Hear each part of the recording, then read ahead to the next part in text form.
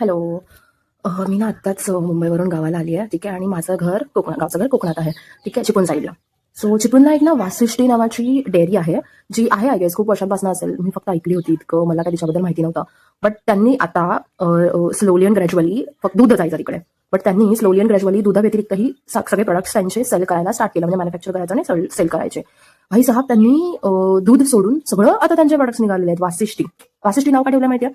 चिपळूणला एक वासिष्ठी नावाची खूप मोठी नदी आहे, जी खूप फेमस आहे. आणि त्याचं नाव त्यांनी त्यांच्या डेअरीला दिलेलं आहे, त्यांच्या ब्रँडला दिलेलं आहे. आणि त्यांनी त्याच्यामध्ये आता सगळे प्रोडक्ट सेल करणं स्टार्ट केलेलं आहे.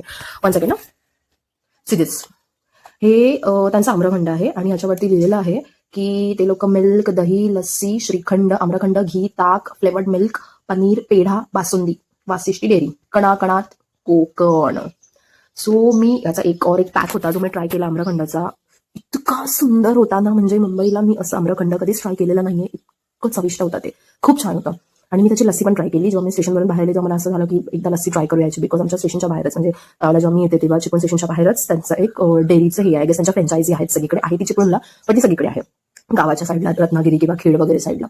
म्हणजे खूप सुंदर आहे. आणि तुम्ही पण एकदा ट्राय करा. वासिष्ठी डेअरी. Okay, bye.